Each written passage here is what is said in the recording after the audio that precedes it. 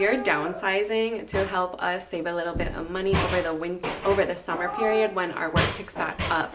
My husband's does too, so this is going to help us prepare for more so the winter months ahead and kind of what we actually want and desire. And one of those things is land. We want to be able to grow our own food, but where exactly? So we're actually leaving the city and more moving to the outside of the city, which I'm super grateful for that because I'm not a city girl. I want to be in the country. I want to be in the trees, as close to some water, a river as I can. So join us on our journey of downsizing and budgeting, saving, being stewards of our finances, and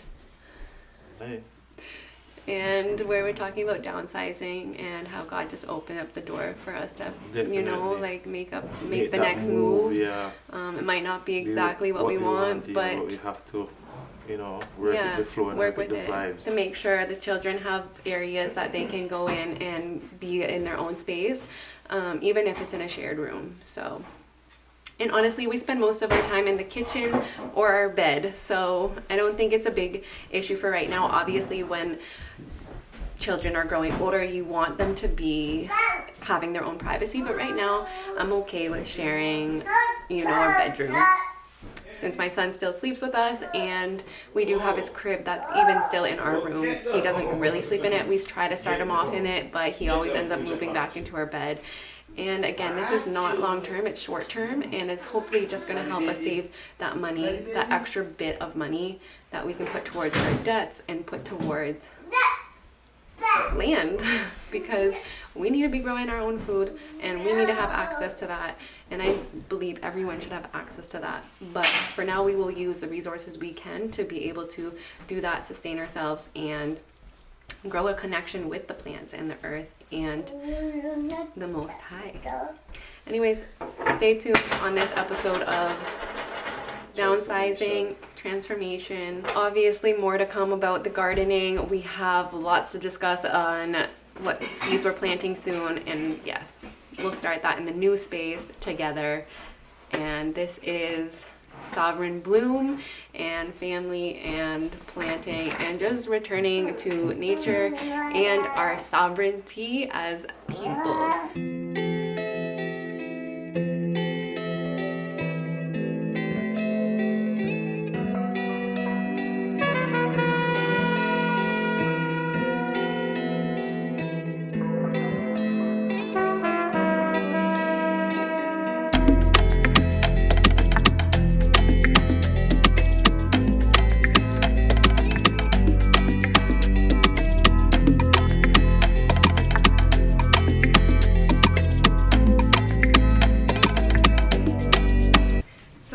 Round 2 of our trips to the new house, and we have some help today. My friend Janet, she's came to help me clean the kitchen. This is the new kitchen, and now I have to figure out where everything's going and the space, but it's so much brighter, and I give thanks for that. More light, more love. And then there's some old canoe.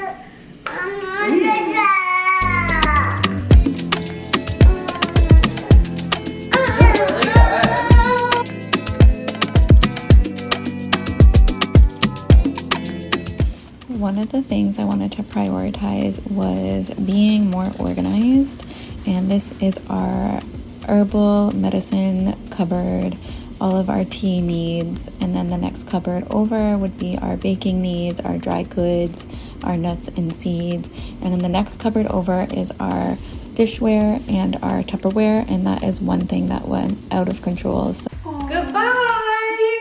We'll show you once everything is put together, and I guess it'll probably grow as we go and grow, so stay tuned.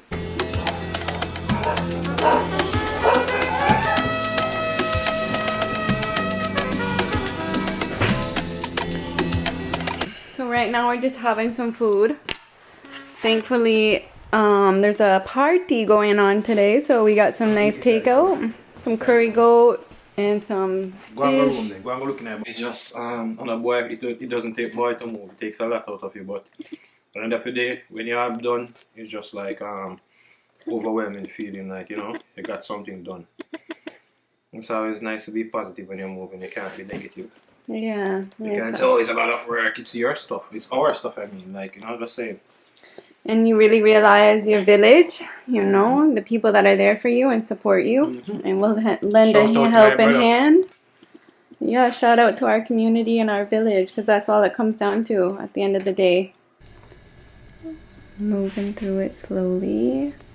Daddy just arrived back with the, like, I don't even know, 4th haul. Just trying to see how we can fit everything in a tighter space, but I'm moving on to the apothecary area now. This is the shared room. There's corner, and I want it to be welcoming, so maybe put bookshelves, some pictures, letters, a chalkboard, but this is where we're at, maybe a rug. We did it.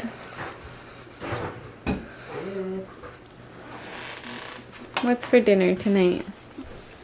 We got some provision with some round up, otherwise called dumpling. And we got some brown stew chicken over here.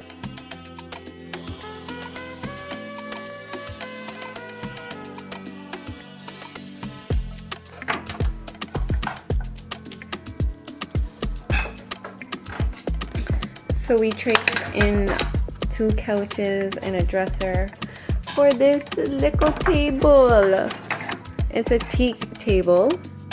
It has a little patch over here. But you know what? I genuinely needed a table for Amir, one that wasn't glass and that he wasn't gonna climb on. And this is perfect. We thought we would have gotten more for what we had provided, but it's all right. It's all good. This is our little seating area, light, apothecary.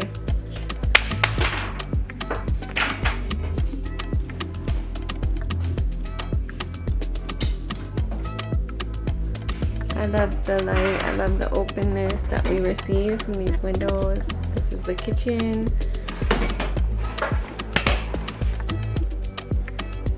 And then our bedroom that we share. And I love sharing a room. So to those people that, you know, think, oh, you're sharing a room with your child. Yeah, you know what? Because we co-sleep. We do have his little area over here that we encourage him to want to, you know, go there.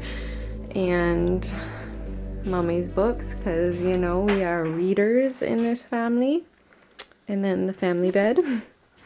And this is Amir's space, just like out there.